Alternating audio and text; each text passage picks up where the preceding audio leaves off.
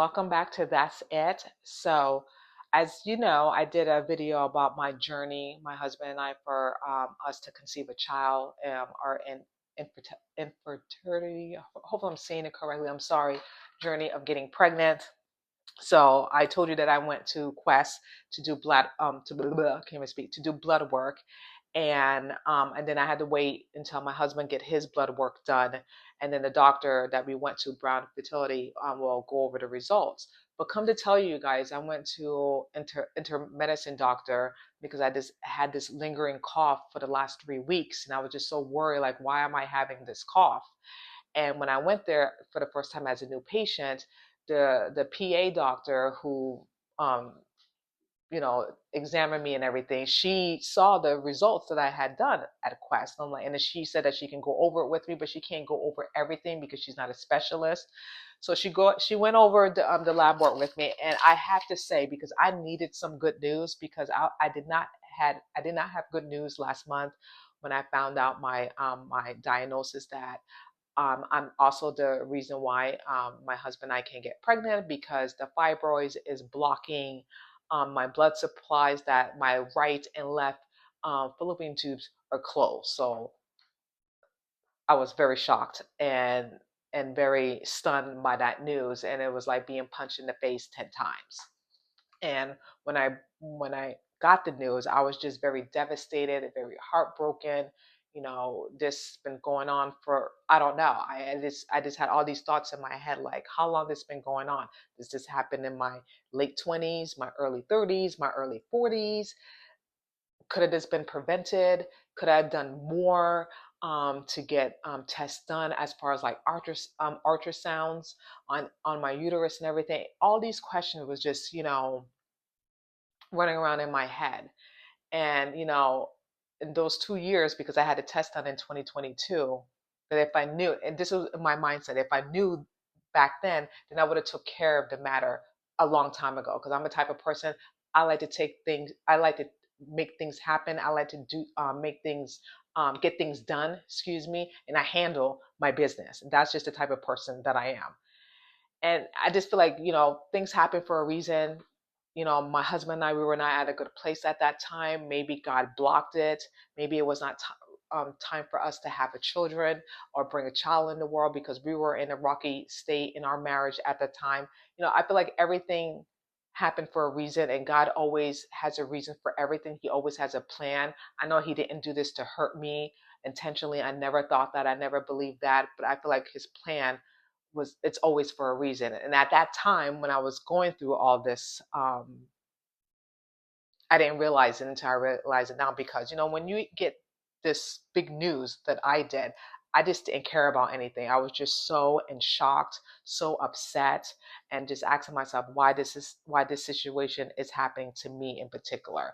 I didn't think about the real bigger picture, the reason why. And now that I came to terms of the situation and what's been going on with me, and now I'm trying to, fix the situation and moving forward with it, now it's starting to make a little bit sense, if it makes sense.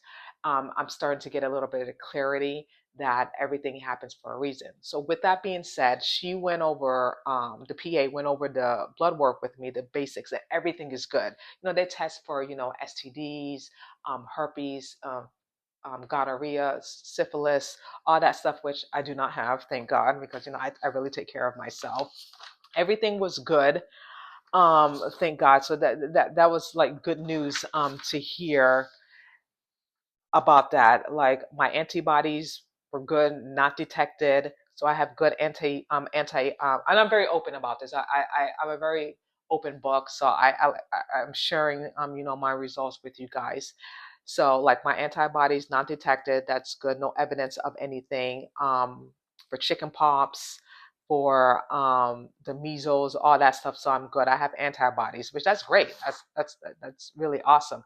The only thing that she circled, and then I have to go over it with with the specialist doctor, and she's not 100% sure what it is, and I'm trying to find it. Yes, the RH negative.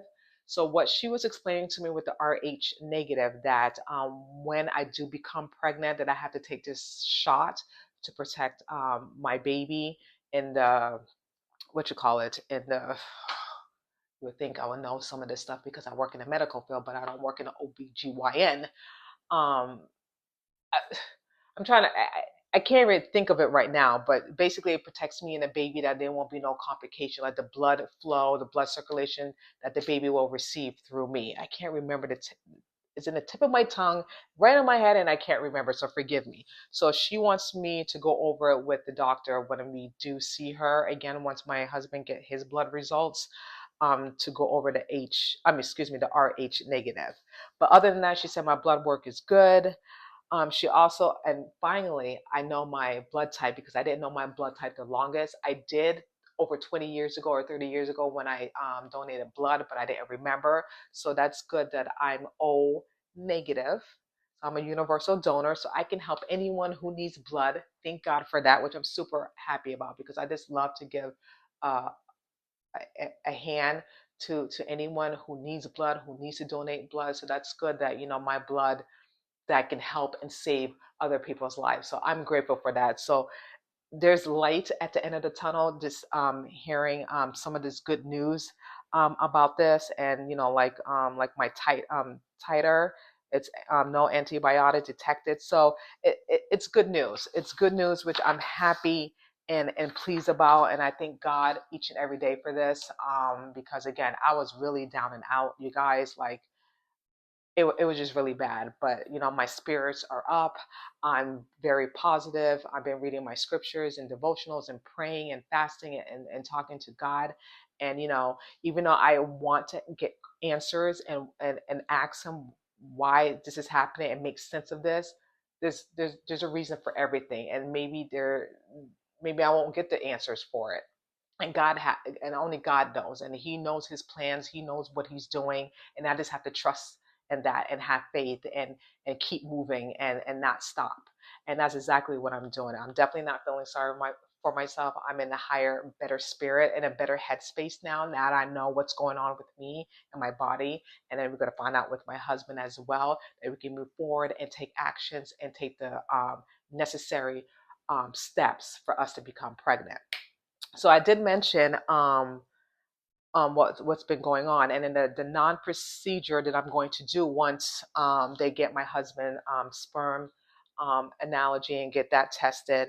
So I'm going to be doing what I have. What's causing me not to get pregnant is the ureta fibroids embolosus. Hopefully I'm saying it correctly.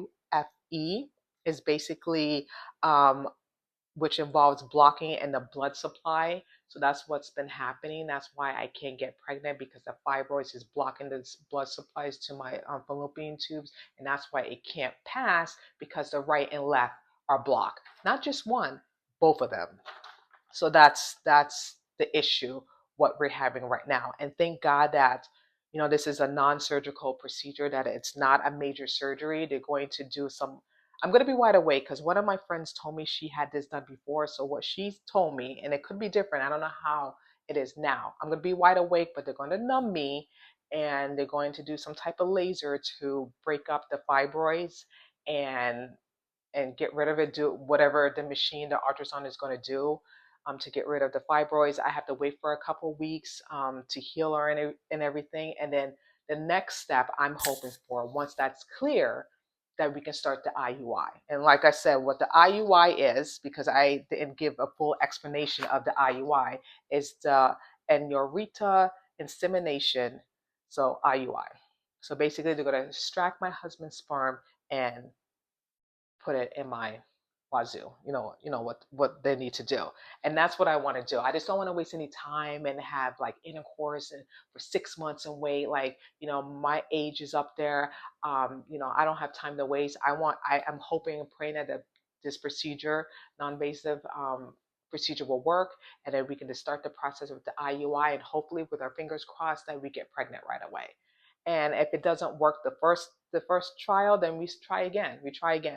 So I just wanted to keep you updated on that. My spirits are up. I'm just grateful for God, for Him to continue to give me that strength, give me that faith, and I'm obviously continue walking by faith and not by sight, and then just being just positive and like I said, there's light at the end of the tunnel. There's hope, and I just don't want none of you guys to feel discouraged or lose hope and feel like this is like a hopeless cause. Like this is not going to happen for you, because it is. This is not your story. This is your testimony that you can share and help other women all around the world. And that's what I'm doing. And never be ashamed. Always talk about it with someone.